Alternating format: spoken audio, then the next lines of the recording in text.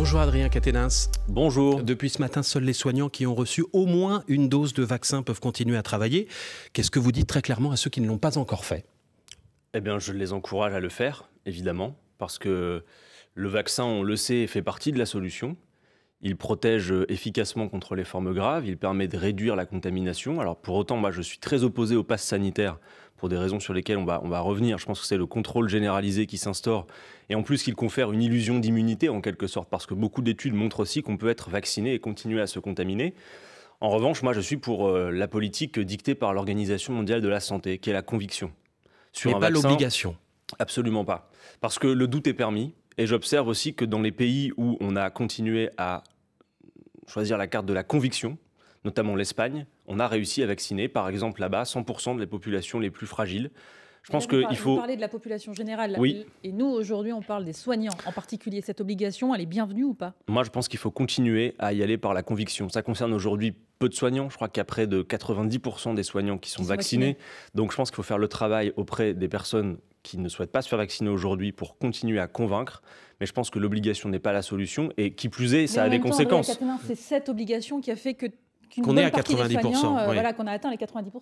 Alors, encore une fois, moi je considère que quand vous avez un vaccin sur lequel des gens ont des doutes, c'est pas avec ce type de mesures qu'on arrive à faire en sorte qu'il y ait de l'adhésion. Vous avez beaucoup de gens aujourd'hui qui vont se faire vacciner. C'est bien que la couverture vaccinale s'étende, mais ils ne le font pas par conviction. Ils le font parce qu'ils ne veulent pas la vie pourrie promise par le pass sanitaire et ses contraintes. On a l'impression, Adrien Quatennens, qu'en disant ça, en fait, vous avez envie de vous fâcher avec personne. Non, ni avec les pros, ni avec les anti. Vous dites finalement, je suis pour le vaccin, mais je comprends ceux qui sont contre. Le plus grave, puisqu'aujourd'hui, je suis pour le vaccin, mais je comprends ceux qui veulent pas l'obligation. Il s'agit aujourd'hui de parler surtout de l'obligation vaccinale pour les soignants. Oui. Et moi, je trouve que ce qui est d'autant plus honteux, c'est qu'on a l'impression que ceux qui étaient les héros et qu'on applaudissait au début du premier confinement sont devenus les salauds non vaccinés pour ceux qu'il reste. Et je crois que ce n'est pas une bonne solution, d'autant plus que Emmanuel Macron faisait peu de cas du fait que, par exemple, au début de la crise sanitaire, les mêmes, sans doute parmi, y compris ceux qui ne sont pas vaccinés aujourd'hui, n'avaient pas le matériel nécessaire face à la crise du Covid. On se souvient quand même dans la 6e puissance économique du monde, d'avoir vu des infirmières en sac poubelle, d'avoir vu des gens qui devaient fabriquer des masques de fortune, etc. Et là, on ne se souciait pas de savoir s'ils avaient l'équipement. Ne transformons pas les héros d'hier en salauds d'aujourd'hui, c'est ce que disait également Jean-Luc Mélenchon le week-end dernier dans le journal du dimanche. On a donc posé la question le lendemain matin à Martin Hirsch, le patron des hôpitaux franciliens, sur cette citation. Je vous propose d'écouter sa réponse, si vous voulez bien. Le fait que la vaccination soit obligatoire pour certains métiers, singulièrement les métiers de l'hôpital, n'est pas de les transformer en cible. C'est juste qu'on a un métier dans lequel on reçoit des patients qui ont envie d'avoir l'ensemble des garanties. De la même manière, c'est pas un salaud, le pilote de ligne, auquel on exige d'avoir un examen des yeux pour le faire. Nous, notre examen des yeux, c'est notre capacité de ne pas porter le virus pour des formes graves. Adrien Quatennens, l'obligation vaccinale, elle existe déjà à l'hôpital pour 4 vaccins. Est-ce que ça veut dire que ceux-là aussi, vous les remettez en cause ? Mais alors, réfléchissez un instant. Pourquoi est-ce que dans ce cas, le gouvernement passe par le pass sanitaire plutôt que par l'obligation vaccinale généralisée? Pour une raison, c'est que les vaccins actuellement ont une autorisation de commercialisation qui est temporaire. Donc en fait, vous avez très peu de gouvernements qui osent aller jusqu'au bout de leur logique et aller à l'obligation vaccinale. Moi, je le dis aujourd'hui, dans la santé, ça concerne seulement 10% des soignants. Il faut continuer à agir par la conviction. Et je crois aussi que... il y a aussi d'autres éléments que le vaccin pour lutter contre la circulation de ce virus. Pour les soignants, parce qu'on ne peut pas s'en passer, le risque qu'on a là aujourd'hui concrètement, c'est que vous avez peut-être plusieurs centaines de milliers de personnes qui pourraient du coup être écartées des effectifs de l'hôpital alors qu'on en a extrêmement besoin. Donc on ne peut pas s'en passer. Et je pense que pour celles et ceux qui à cette heure ne sont pas vaccinés, on continue les gestes barrières, on continue les tests, on continue les masques, on continue le gel hydroalcoolique et on y va par la conviction. De la même manière, je le dis parce qu'il y a non seulement les soignants et je comprends leur colère, mais pour la population générale. Le pass sanitaire, nous y sommes opposés. Pourquoi? Je l'ai dit, avec Jean-Luc Mélenchon, nous sommes favorables à la vaccination. Nous avons d'ailleurs été les premiers à réclamer, souvenez-vous-en, la levée des brevets, en disant la pandémie est mondiale. On voit aujourd'hui qu'il y a une fracture vaccinale mondiale qui fait que dans les pays les plus favorisés, les plus riches, vous avez en moyenne 40% de la population qui est vaccinée. Dans les pays les plus pauvres, c'est 11%. Et on voit que dans une situation de pandémie, de crise, ils sont toujours insatiables. C'est le marché, c'est le profit. On a vu d'ailleurs Pfizer et Moderna qui augmentent le prix. Rouvrir tout ce qui était commerce, cinéma, lieu de culture en général. Vous auriez fait quoi? Est-ce que vous concédez aujourd'hui que ce pass pass sanitaire a permis de briser la 4e vague? Alors, ce pass sanitaire permet une chose, il permet d'étendre la couverture vaccinale. Mais moi, je pense que ce n'est pas la bonne méthode. On aurait pu le faire par la conviction. Pourquoi nous sommes opposés au pass sanitaire? Quel type de conviction? Mais le fait d'aller vers les gens et de convaincre. C'est ce qu'on fait déjà. Mais demandez aux Espagnols, ils ont réussi, je vous le dis, sans passe sanitaire et sans contrainte à vacciner 100%. Il se trouve que le système médical espagnol n'est pas tout à fait comparable au nôtre. Il y a des centres de soins dans chaque quartier en Espagne et où tous les Espagnols vont se faire soigner systématiquement. C'est pas exactement le même système. Ou alors il fallait les construire rapidement. Prenez le problème par un autre bout, Marc Fauvel. Êtes-vous d'accord? Et l'Espagne est plutôt une exception en Europe. Êtes-vous d'accord avec moi pour dire que parmi les personnes qui vont dans les centres de vaccination, y compris les plus jeunes, depuis le 12 juillet, annonce d'Emmanuel Macron, vous êtes d'accord avec moi pour dire que une bonne proportion d'entre eux, ils vont non pas par conviction, par adhésion, parce qu'ils ont été effectivement rassurés parfois quand ils avaient des doutes. Oui, je ne saurais pas vous dire la proportion, mais pour une raison qu'on comprend vous et moi, c'est qu'ils n'ont pas envie de subir les conséquences du pass sanitaire étendu qui vous empêche d'aller dans toutes les raisons, dans tous les endroits de la vie quotidienne. Moi, je pense que c'est pas une bonne raison pour de se faire vacciner que d'y aller par la conviction. C'est quoi? Le résultat est là, mais la conviction qui est là, c'est-à-dire dire aux gens, oui, en effet, le vaccin permet de limiter les formes graves, le vaccin permet de limiter la contagion. En revanche, et je le dis, et c'est la raison pour laquelle nous sommes opposés au pass sanitaire, il y a 3 grandes raisons. Le pass sanitaire, premièrement, il confère une illusion d'immunité. Vous l'avez dit. Oui. On a l'impression, en quelque sorte, qu'une fois qu'on est équipé de ce pass sanitaire, on est protégé. Or, on le sait aujourd'hui, les études le montrent, ça n'est pas le cas. Vous limitez, en effet, on est moins contaminé et on échappe à quasiment toutes les formes graves. Dans une rame de train, Marc Fauvel, dans une rame de train où 100% des gens sont équipés du pass sanitaire, comme c'est le cas lorsqu'il y a des contrôles actuellement. Pour ça. On garde le masque, mais vous avez peut-être des gens dans la rame qui sont contaminés. Et puis, il y a des choses qui sont complètement absurdes. Cet été, quand on a fait nos amphis d'été, l'événement politique, il n'était pas soumis au pass sanitaire parce qu'il était politique, mais le soir, il y avait des concerts, et les gens qui nous rejoignaient que pour les concerts, eux, avaient besoin du pass sanitaire, mélangé à des gens qui n'en avaient pas besoin. C'est complètement absurde. Ensuite, il exonère le gouvernement de faire toutes les autres choses qu'il a lieu de faire. Vous me disiez à l'instant, que feriez-vous d'autre que le pass sanitaire? Enfin, rappelez-vous que ça fait depuis le mois de novembre que nous avons déposé un plan sur la table du gouvernement, pas pour faire de la littérature, pour autant que ça puisse être sympathique, pour faire des propositions d'alternatives au confinement, c'est-à-dire comment organiser la société par roulement. Et par ailleurs, mais vous allez voir qu'on va devoir y venir. Parce qu'aujourd'hui, Olivier Véran qui nous disait que quand on sera à près de 100% de vaccination, il n'y aura plus de virus, il y aura l'immunité collective. Aujourd'hui, tout le monde vous dit que, en effet, l'immunité collective n'est plus atteignable à cause des variants. Voilà. Donc ça veut dire, vous le savez, bien sûr, mais on aura d'autres des variants, Marc Fauvel. A priori, on va maintenant dans une situation. On va dans une situation où maintenant le virus va être endémique. On va devoir, vous et moi, tout le monde, apprendre à vivre avec. Et donc les solutions que Jean-Luc Mélenchon proposait depuis le mois de novembre vont devoir être étudiées. Par exemple, la rentrée des classes a commencé. On sait que par exemple à New York, dans toutes les salles de classe, vous avez 2 purificateurs d'air. Et en France, cet hiver, nos gamins, que vont-ils devoir faire? Ouvrir les fenêtres en plein hiver. Voilà, rien n'a été préparé. Ils n'ont que le pass sanitaire à la bouche, exactement comme ils n'avaient que le confinement avant que nous soyons équipés du vaccin. Ça n'est pas la bonne solution. Dans un instant, Adrien Quatennens, vous nous direz ce que vous pensez des annonces d'Emmanuel Macron hier sur la sécurité, si vous voulez bien. En tout cas, il est 8h41, le fil info tout d'abord avec Mélanie Delaunay. Les recherches reprennent pour retrouver la personne portée disparue dans le Gard, emportée par une rivière. 600 pompiers mobilisés ce matin dans le département, toujours en vigilance orange et où de nouveaux orages sont attendus. Les écoles, collèges, lycées et les centres de loisirs restent fermés aujourd'hui. Quelles conséquences dans les hôpitaux? C'est aujourd'hui que l'obligation vaccinale entre en vigueur pour les soignants, les aides à domicile, les pompiers, les ambulanciers. L'hôpital va tenir le coup. Plus de 90% des personnels sont vaccinés, affirme ce matin sur France Info un représentant des 30 CHU de France. Les opposants parlent d'une vaste fumisterie. Début aujourd'hui d'une enquête publique sur le projet d'enfouissement de déchets nucléaires les plus radioactifs à Bure dans la Meuse. Messi, Mbappé, Neymar, alignés tous les 3 pour la première fois. Ce soir, le PSG affronte le Club Bruges pour son premier match de Ligue des Champions à vivre sur France Info à partir de 21h. Hier, match nul de Lille, 0 partout contre Wolfsburg. France Info. Le 8-30 France Info, Salia Brakia, Marc Fauvel. Toujours avec Adrien Quatennens, député de la France Insoumise du Nord.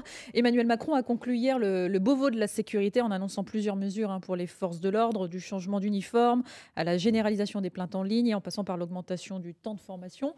Le président a répété plusieurs fois qu'il fallait plus de bleu sur le terrain. Est-ce que vous êtes d'accord? Ou alors il y en a assez? Je suis d'accord avec le fait qu'il faut plus d'effectifs sur le terrain, évidemment. Pour autant, sur l'ensemble des mesures qu'a annoncé Emmanuel Macron, d'abord dire une chose, hier après-midi, ce à quoi nous avons eu droit, c'était en quelque sorte un meeting de campagne aux frais du contribuable sur le sujet de la sécurité. Et puis ce matin, tous les journalistes font mine de croire que tout ça est tout à fait nouveau. Si vous regardez le détail des mesures présentées par Emmanuel Macron... Certaines mesures qui étaient déjà prévues. Les 3/4, c'est du réchauffé. C'est déjà des lois qui sont en discussion à l'Assemblée nationale. Si vous avez écouté France Info ce matin, ou regardez France Info ce matin, oui, on l'a dit. Très bien. Vous avez 500 millions de budget supplémentaire et pas 1,5 milliard. C'était du réchauffé. Vous avez raison de nous écouter. Non, pour le reste, quand on regarde dans le détail, il y a de l'esbrouf. La création de la délégation parlementaire pour le contrôle. Bon, tout le monde voit bien contrôle des policiers. Tout le monde voit bien comment se passe le contrôle parlementaire aujourd'hui et le lien entre ce gouvernement et le contrôle parlementaire. Non, je crois que Emmanuel Macron aurait été mieux inspiré de faire ce que nous lui réclamons depuis longtemps, s'agissant de l'IGPN. C'est une instance véritablement démocratique, indépendante, un peu comme cela s'est fait en Angleterre, ce que d'ailleurs mon collègue Bernalicis lui a proposé hier. Nous regrettons aussi qu'il n'ait absolument dit aucun mot de la nécessité d'une police de proximité que nous proposons pour rétablir la confiance police-population. C'est-à-dire que la police de sécurité du quotidien qui était en gestation proposée par Gérard Collomb, on n'en a pas entendu un mot hier. On a l'impression que c'est abandonné, que c'est laissé complètement de côté. C'est de ça dont nous avons besoin. Sur le terrain, ça y ressemble. Mais ce n'est pas simplement plus de bleu sur le terrain. Évidemment qu'il faut augmenter les effectifs, évidemment qu'il faut donner des moyens supplémentaires à la police, mais ce qu'il faut surtout, c'est changer de doctrine.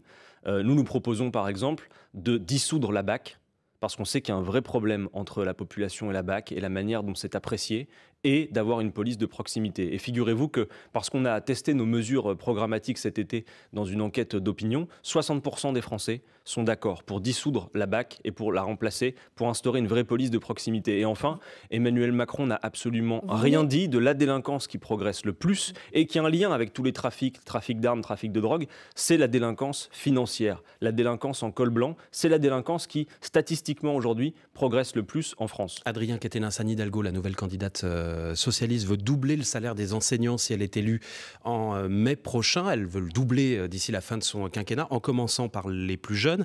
Jean-Luc Mélenchon a dit « c'est irréaliste, c'est un mensonge ». Pourquoi vous n'en voulez pas de cette mesure ? Nous, on veut de l'augmentation des salaires. Mais pas doubler. On ne va pas raconter n'importe quoi. D'abord, première chose, on voit que depuis l'annonce, ils ont beaucoup rétropédalé. J'entendais hier Madame Valérie Rabault sur une autre antenne, la présidente du groupe socialiste à l'Assemblée, dire c'est pour les enseignants au début de leur carrière. Donc c'est pas exactement la même chose.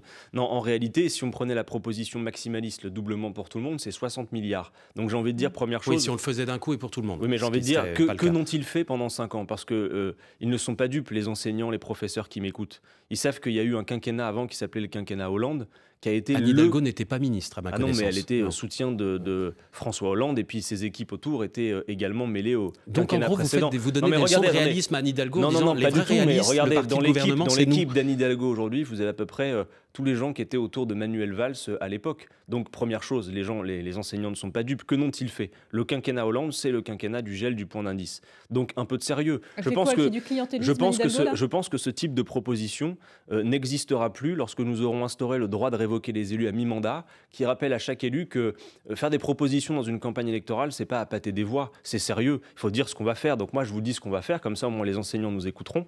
Jean-Luc Mélenchon est hyper favorable à l'augmentation des salaires. Déjà dans le programme de 2017, nous le proposions, en commençant par faire ce que les syndicats réclament, c'est-à-dire rattraper toutes les conséquences du gel du point d'indice depuis 2010. Ça fait combien tout ça ? Ça fait 17 milliards d'euros. Et en pourcentage, un enseignant gagnera combien de plus ? Ça fait une belle augmentation, parce que le gros problème que nous avons aujourd'hui, c'est qu'alors que dans les années 80, un enseignant qui démarrait sa carrière avait en moyenne 2 SMIC, aujourd'hui c'est 1,2 SMIC en moyenne. Donc ça a fondu comme neige au soleil. Donc oui, il faut augmenter le salaire des professeurs, mais il n'y a pas que ça. Vous l'avez chiffré cette augmentation ? Je vous dis 17 milliards. 17 milliards, c'est ce que nous allons faire, c'est s'il faut rattraper tout le gel de point d'indice depuis 2017. Au bas mot, à mon avis, au doigt mouillé, ça fait une augmentation de salaire qui serait de l'ordre de 25 à 30%. Voilà déjà ce qui est proposé. Et ça, pour le coup... Lycée sur l'ensemble du quinquennat et uniquement pour les débuts de carrière ou pour tout le monde ? Non, pour tout le monde, et le faire le plus rapidement possible. Et ça, c'est véritablement ce que réclament les syndicats. Mais vous voyez que déjà, dans l'équipe d'Anne Hidalgo, on a rétropédalé. Certains disent c'est que pour le début.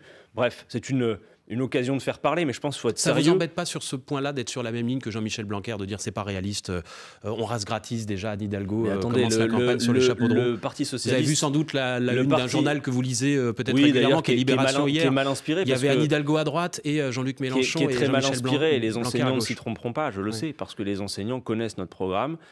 savent très bien que l'essentiel du programme que nous avons, notamment sur ces sujets, est repris des revendications syndicales. Donc nous sommes tout à fait à l'aise pour dire que ce que nous proposons soulagera largement les enseignants. Et puis à côté de la question salariale qu'il faut traiter avec ce rattrapage du gel du point d'indice, il y a évidemment la question de la crise des vocations et d'avoir un vrai plan pour recruter et former des professeurs, parce qu'aujourd'hui nous avons effectivement une crise des vocations qui met à mal le système d'éducation nationale. Et il y a également la question du pouvoir d'achat de l'ensemble des Français. Salia Braclia. Effectivement, Jean-Luc Mélenchon dit qu'il veut mettre en place un plan d'urgence sociale qui comprend par exemple le blocage des prix sur les produits de première nécessité.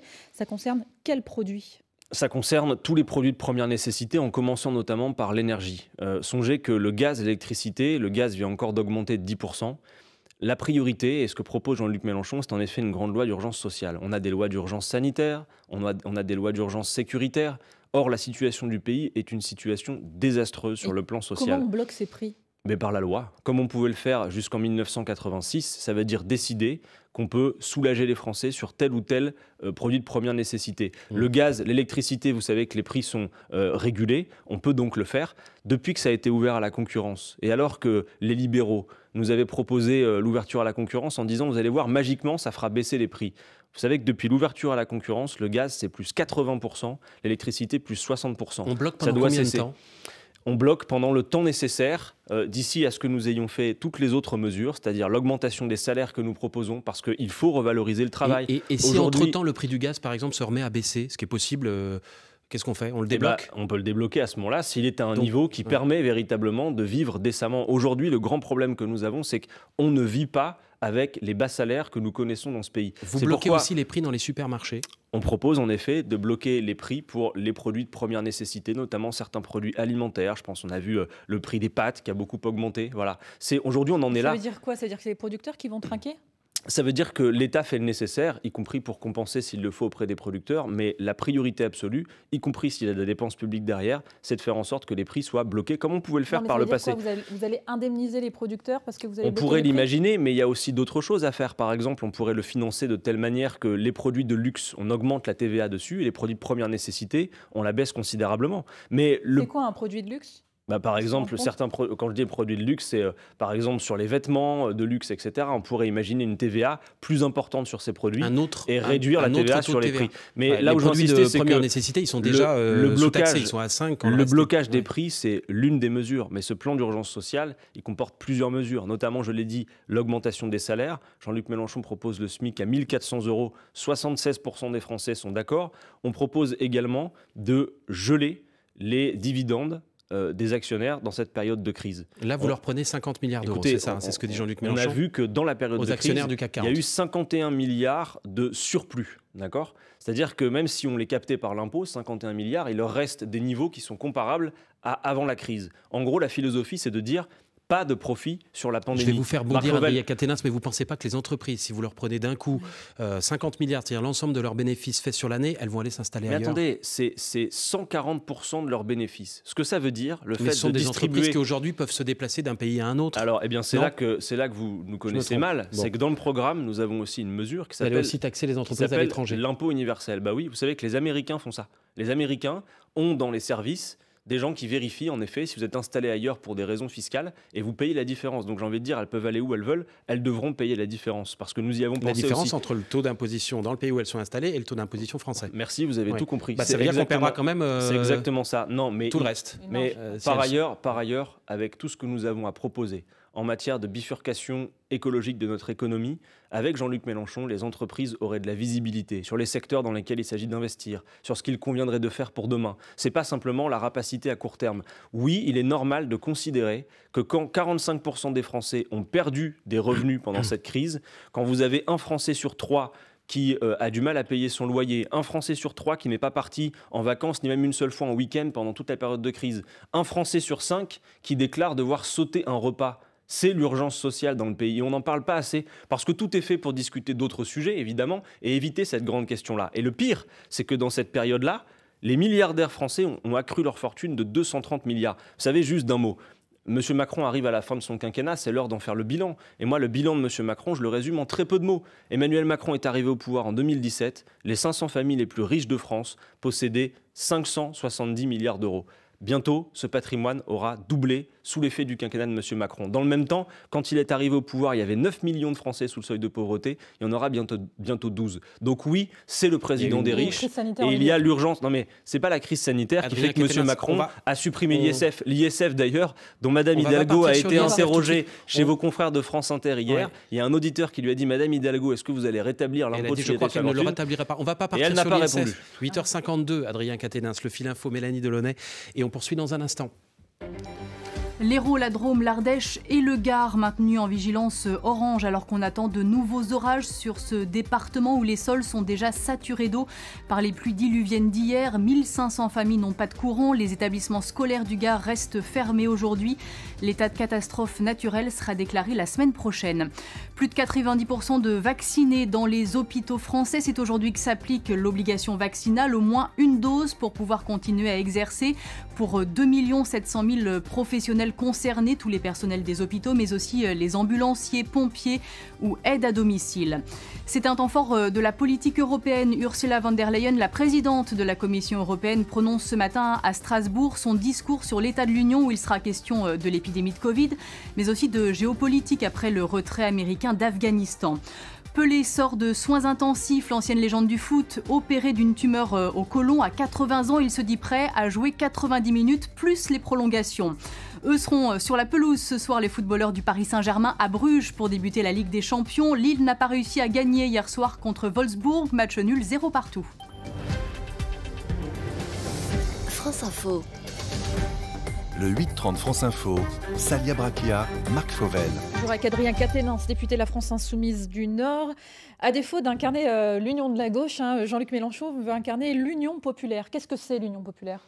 L'union populaire, c'est une stratégie globale qui consiste à dire la dispersion qu'on connaît, elle était annoncée.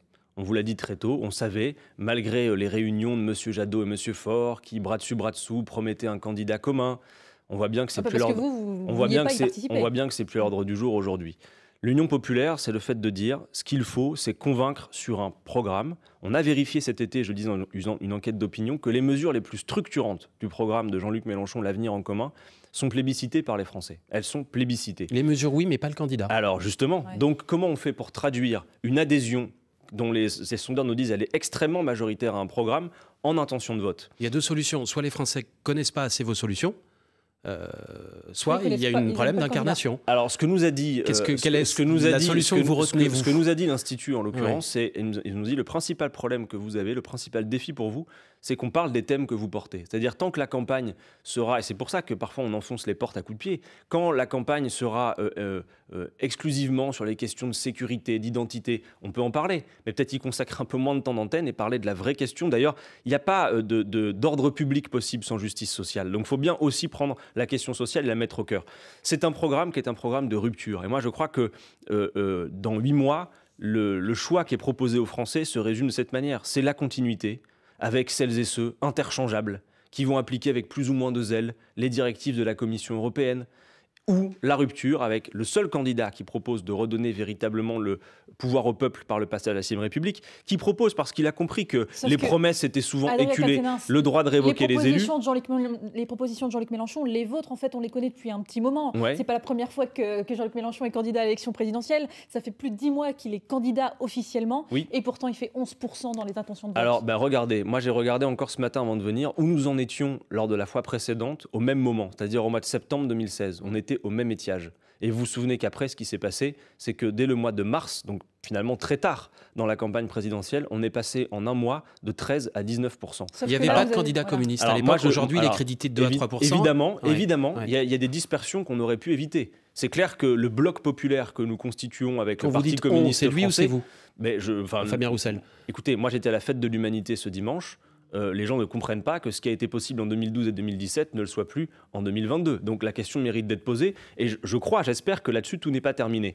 Ou est-ce que c'est un centre-gauche fût-il reverdi, qui prendra la main. Je n'y crois pas une seule seconde. Je ne crois pas que les Français aient envie de manger une nouvelle cuillère de François Hollande, je l'ai dit et je le répète. Donc maintenant, que faut-il faire ? Hidalgo, c'est Hollande pour vous. Mais très franchement, écoutez, quand elle dit, quand elle répond pas sur la question de l'ISF, quand elle dit j'encouragerai les entreprises à mieux redistribuer, on dirait du Bruno Le Maire dans le texte. Voilà. C'est-à-dire on peut dire clairement on augmente les salaires, à combien on augmente le SMIC. Bref, c'est la continuité ou la rupture. Et le candidat qui incarne la rupture, c'est Jean-Luc Mélenchon, avec un programme, je l'ai dit, qui est plébiscité par les Français quand on regarde les mesures. Et donc maintenant, il nous faut traduire ça en vote. Et pour ça, il y a un grand enseignement aussi qu'on vérifie à chaque fois, c'est que tout dépend de la participation. On a vu l'abstention qui va d'élection en élection, et tout le monde nous dit une chose très simple. Plus il y aura de participation, plus M. Macron, la droite et la gauche traditionnelle se tassent, et plus vous progressez. Par conséquent, je m'adresse y compris aux auditeurs, peut-être dans leur voiture ce matin, qui nous écoutent, et qui ont peut-être l'intention de s'abstenir en considérant que la meilleure manière d'exprimer une colère, c'est de s'abstenir. L'abstention, aujourd'hui, aide M. Macron. Il en a besoin. Parce que croyez bien que les 500 familles qui ont profité à plein régime des cadeaux fiscaux en tout genre que M. Macron leur a fait, vont aller voter. À 8h du matin, ceux-là, ils seront devant le bureau de vote et ils sauront pourquoi. Alors vous, si vous voulez en effet toutes ces mesures qui soulageront votre vie, mais qui sont aussi des mesures à la hauteur des grands événements du pays, dès maintenant, regroupez-vous derrière Jean-Luc Mélenchon, Mélenchon2022.fr. Les candidats sont dispersés, certes, mais l'important, c'est que les électeurs, eux, se regroupent sans attendre. Merci Adrien Quatennens. Peut-être que Jean-Luc Mélenchon, pourquoi pas, reviendra aussi un jour à ce micro. Je lui en parle régulièrement, sans doute. Pour l'instant, c'est non. Merci à vous, très bonne journée.